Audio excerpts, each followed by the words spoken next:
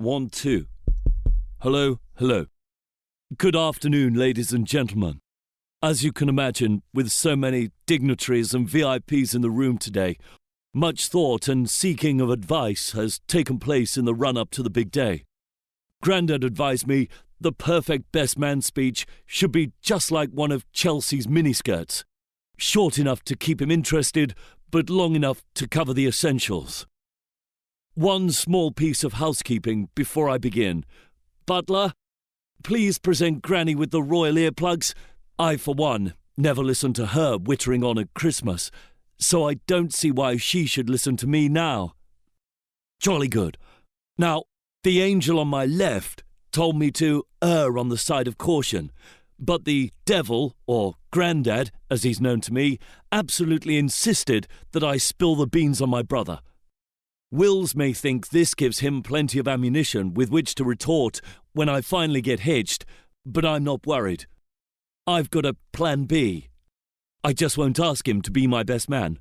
I have a certain little friend in mind who's perfect for the job. So, William, sit tight and hold on to your hair. You need to. Wills met Kate whilst they were studying at St Andrews. Initially, the relationship was a slow burner, but when old Wills saw her in that dress, it took off with speed and pace, the likes of which I haven't seen since Grandad decided to meet the locals on his last state visit to India. Wills wasn't the only one to love the see-through number. Last month, it sold for £78,000 on eBay to a bidder named Big Silvio 1936. I strongly urge Kate to approach her state visits to Italy with care. Never has the term "take extra protection" been more appropriate. Of course, one couldn't blame Big Silvio 1936 in thinking that William has bagged himself a beautiful princess. Kate is a true stunner and leaves everyone she meets with an enduring impression of warmth and, wealth. 10 years on, and after more press speculation than Grandad's gaffes, my boozing, and Paul Burrell's jungle exploits combined, the couple are closer than ever, and today celebrate their love with some of the most prestigious and powerful people in the world. And Nick Clegg. William, Wills, and Wombat are three names my brother has been known by over the years, but I will confess to have called him far worse names beginning with W. There has been much speculation about what went on at William's stag do. Many have asked if he ended up cuffed to Charlie Sheen and tied naked around a lamppost with only a traffic cone to hide his crown jewels. Or that perhaps it was one of my wilder parties. Let's just say Big Willie finally got his comeuppance for years of calling me a little ginger twat. Fear not, dear brother.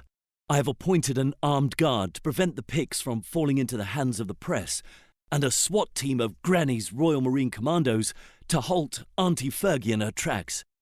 For the good eggs here today, though, I can reveal that I posted the evidence on some dusty corner of the internet. One's Tube or U-Pipe or something. One picture that did slip through the net and out into the national media was this beauty. From this evidence, I think it's clear that the nickname Big Willie originates from William's love of the Fresh Prince, rather than the size of his crown jewels.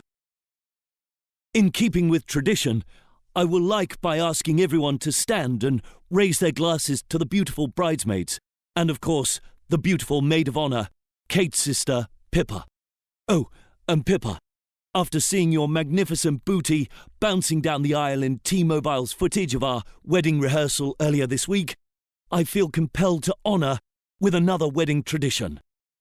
Meet me behind the wedding carriage in 20 minutes. Tally-ho.